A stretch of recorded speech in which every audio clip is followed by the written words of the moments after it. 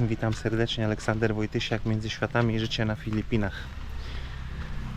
Dziękuję za lajki, komentarze i subskrypcje. Film całkowicie poza kolejnością, najaktualniejszy, kręcony, nagrywany dzisiaj.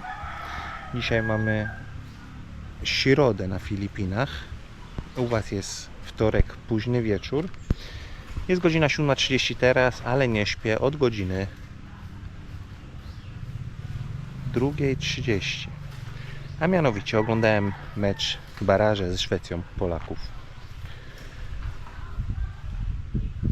No gdzieś mnie to nastroi na resztę dnia, nie da się ukryć. Wielka szkoda, że w prawie 40-milionowym kraju nie ma 5 osób, które potrafią grać z tyłu po prostu, które są obrońcami i bramkarzem z tego nowego pokolenia. Ale koniec końców to tylko igrzyska dla ludzi, odciągające naszą uwagę od rzeczy ważnych i ważniejszych. Bo to, czy pojedziemy na te mistrzostwa do Stanów, czy nie pojedziemy, już wiemy. Nic to nie zmieni, poza jakąś chwilą radości, ewentualnie rozczarowania na tym turnieju. A jak wiemy, świat spotykają dużo gorsze wydarzenia mające wpływ globalny. Przez wojenkę Stanów na Bliskim Wschodzie, w sumie Stany tylko do niej dołączyły, bo to wszystko sprowokowało państwo żwiriowe leżące w Palestynie. Ceny na Filipinach szybują w górę. Benzynę obecnie kupuje się na Siquijor około 98 peso za litr. A jeszcze jak przyjeżdżałem tutaj i normalna cena to było tak w granicach 56 peso. Także jest 2 razy drożej prawie, jeżeli chodzi o benzynę na Filipinach. I wczoraj pierwszy raz mnie tak natknęło to po prostu, jak pojechałem zatankować. Nie wziąłem większej ilości gotówki, wziąłem tylko tyle, ile potrzeba na materiał, plus tam 1000 peso. I na stacji, żeby za 1000 peso zajął. Za 1000 peso wychodzi 10 litrów teraz. Nie to, że jest to dla nas jakiś ogromny problem, że nie ma pieniędzy na paliwo. No ale dążę do tego, że jeżeli ja to zauważyłem, to tacy zwykli ludzie, którzy mieszkają tutaj, którym się nie przelewa, odczują to oj bardzo, ale to będzie bolało. Zastanawiam się tylko, gdzie jest jakiś próg bólu dla Filipińczyków. Czy oni są w ogóle w stanie zrobić coś takiego, jak zrobił na przykład Nepal? Wyjść na ulicę, pogonić polityków. My nie jesteśmy w stanie w Polsce tego zrobić, żeby zrobić to, co zrobili w Nepalu, na taczkach ich wywieźć, rozebrać do naga, przepędzić marszałkowską i wygnać. Czy oni po prostu z uśmiechem, jak to mają w zwyczaju, zaakceptują całą sytuację i w sumie to la vida loca do przodu. Wszystko bardzo podrożeje. Gdzieś będę o tym wspominał, pewnie w jakichś innych vlogach, które pojawią się potem, kontynuacją całej naszej historii. Ale domniemam. Tak podpowiada mi logika. Ale wiadomo, zawsze można się mylić. Chociaż już to widzę. Że jeżeli ten trend się utrzyma, jeżeli cały ten bałagan z Iranem będzie kontynuowany, w przyszłym roku będzie ogromna przecena, jeżeli chodzi o ziemię. Ogromna. Bo dużo tych ludzi, co pracuje bezpośrednio, cena paliwa ma wpływ na ich życie, nie wiem, są kierowcami. Ale to nie tylko, przecież to wszystko podrożeje w sklepach, bo logistyka i tak dalej. Wielu ludzi będzie miało nóż na gardle, tak jak w czasach COVID-u, kiedy były lockdowny, nie było pracy, nie było pieniędzy w związku z tym. A jak masz nóż na gardle, szukasz pieniędzy. Jak będą szukali pieniędzy, zaczną wyprzedawać ziemię, które jeszcze mają. Jak będą chcieli wrzucić ogłoszenie z kolei takiej ziemi, to będą musieli dać cenę na tyle atrakcyjną, żeby po prostu znalazł się kupiec. Bo teraz ceny były dość wysokie, ale ale już widać, że zaczynają spadać. Bo więcej ludzi zdesperowanych będzie wystawiało więcej ziemi, rynek będzie rósł, jeżeli chodzi o sprzedaż, a nie będzie też kupców, bo turystów jest coraz mniej. Rozmawiałem z Wujkiem Aldrinem, jak wiecie, on pracuje jako kierowca u takiego znajomego Filipijczyka w resorcie. Mówi, że cały przyszły tydzień wszystko jest odwołane, cancel, jeżeli chodzi o bookingi, przez problemy z dolotem na Filipiny, przez to, że paliwo lotnicze podrożało prawie 100%, przez to, że bilety są dużo droższe, no i czasy niepewne. Także domniemam, że w przyszłym roku może być po prostu bardzo tanio kupić ziemię na Filipinach. Jedyny problem, jaki my możemy mieć w związku z całą tą sytuacją, to problem z lotem. Asbion z Christiną mieli bilety kupione Emiratesem wcześniej. No i lot przez Dubaj się nie odbył, był odwołany. Kupili drugi bilet Thai Airways i polecieli. My zawsze latamy Thai Airways z Bangkoku do Oslo, także wierzę, że nie powinno być problemów. Bilet był drogi. Nie bardzo, bardzo drogi, ale drogi. No i koniec końców wyszło, że taniej było kupić bilet w ten i z powrotem. Jeden bilet chyba 8,5 tysiąca koron norweskich w jedną stronę, a w dwie strony 12. Jakby ten drugi bilet był za 50% wartości tego pierwszego. Także kupiliśmy bilety w jedną i w drugą od razu. Mamy wszystkie bilety, żeby opuścić Filipiny, kupione. I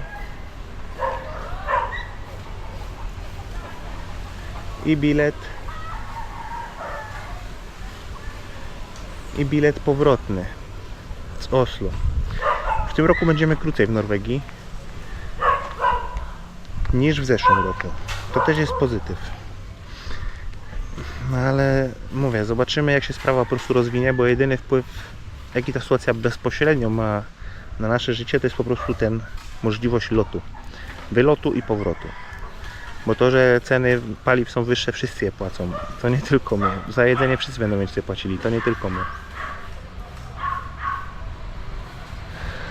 Także zobaczymy, bo jak wiemy, w interesie tego państwa żmijowego położonego w Palestynie jest, żeby ten ogień cały czas wzniecać na Bliskim Wschodzie. Żeby nie dać ludziom spokojnie żyć. Co ciekawe, był u mnie, nie było tego we vlogu, Piotr Strzeżysz. To jest mężczyzna bardzo znany w świecie podróżników. Chyba największy podróżnik z Polski, który jeździ rowerem przez świat.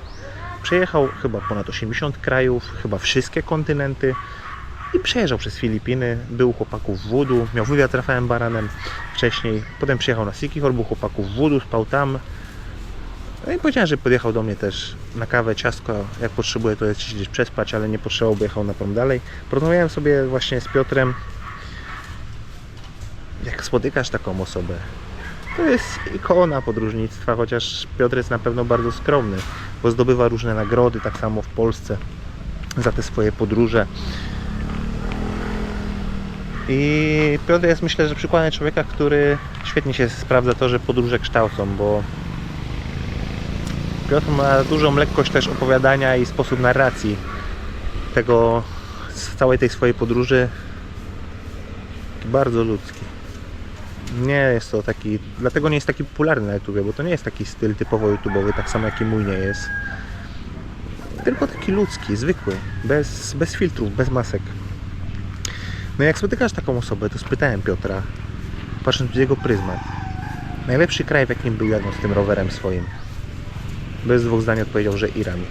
Że najlepsi ludzie, fantastyczny kraj i jakby miał wybrać tylko jeden kraj, to bez dwóch zdań po prostu to był Iran.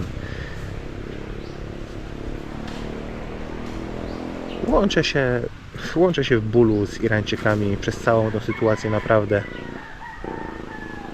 Wielu ludzi o tym nie wie prawdopodobnie, ale przecież w Iranie jest świetnie zachowany cmentarz polski.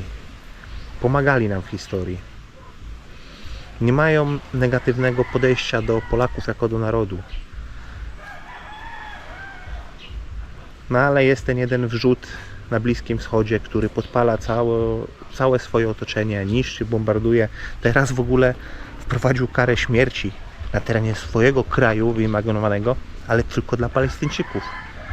Także apartheid rozwija się tam niesamowicie.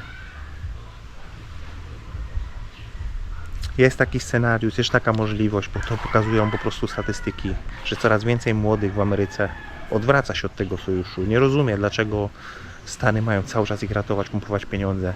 Zostawić ich samych pośrodku tego wszystkiego, co oni zrobili. Nie wysyłać im uzbrojenia, nie wysyłać im pieniędzy. Niech sobie radzą, a nie oni zawsze wiedzą, że ktoś większy po prostu przyjdzie i będzie im pomagał. To oni nas spędzili w całą tą sytuację, jeżeli chodzi o te koszta. Iran nie był żadnym zagrożeniem ani dla Stanów, ani dla nas. Chcieli podpisywać ugodę, zanim to wszystko się zaczęło. A teraz pięknie po prostu, po mistrzowsku, strategicznie rozgrywają cały ten konflikt ze Stanami. Stany się chyba nie spodziewały, ale to też jest kolejna informacja dla nas, że to w jaki sposób dzisiaj się wojuje, się wszystko pozmieniało. Nie ma to większego znaczenia, czy będziemy mieli 1000 czołgów, czy 5000, czy 25 000 czołgów. Jakbyśmy mieli kogoś mądrego w Polsce u władzy, jak najwięcej pieniędzy zamiast pompować w te Apache i inne cuda, jak najwięcej pieniędzy w rozwój dronów. Jeden operator drona, który będzie sterował, nie wiem, setką, a najlepiej 10 000 dronów, będzie miał dużo większą wartość, jeżeli chodzi o obronę Polski, niż 20 000 żołnierzy. To też pokazały manewry. Manewry, tak się na to mówi? Manewry chyba, tak? Co były niedawno w Finlandii, jeżeli się nie mylę, gdzie Stany wysłały jakiś swój batalion na kilku operatorów dronów z Ukrainy z doświadczeniem wojennym, miało się bronić i rozgromili cały batalion przy użyciu środków właśnie zdalnych. To po prostu nie ma sensu. Nie ma sensu, żeby kiedykolwiek polski żołnierz tracił swoje życie i swoją krew gdzieś na pierwszej linii frontu, kiedy można po prostu, są już takie możliwości, tylko trzeba w to zainwestować pewne pieniądze, iść po prostu w rozwój tych dronów i to zapewni nam dużo większe bezpieczeństwo niż wszystkie te drogie śmieci, które kupujemy, a które de facto teraz Stany, tu dajcie nam jednego Patriota, bo potrzebujemy go tam, jeszcze rakietę już nam oddali, bo za mało produkujemy, a każda taka rakieta kilka milionów dolarów i ona będzie zwalczała dron warty 10-20 tysięcy dolarów. Taki to jest przelicznik. W ciekawych czasach przyszło nam żyć. Nie będę ukrywał, że też od kiedy jestem z małżonką, to też gdzieś to wpływało na rozmowę o dzieciach w naszym przypadku. Czy chcielibyśmy w ogóle mieć dziecko na takim świecie? W taki sposób, jak to jest zorganizowane, jak to jest zmanipulowane, lockdown, te wojny. Że my powoli naprawdę dążymy do jakiejś samozagłady gatunkowej, albo po prostu tacy zwykli ludzie, jak ja i większość z Was, tak zwane goje przez państwo żmijowe. Będziemy tylko robakami. Już jesteśmy robakami. Z kredytami, z pętlą na szyi. Ale więcej i więcej ludzi będzie takimi zwykłymi robakami. Wierzę, że się wyrobimy. Wierzę, że my się wyrobimy z Ernestine.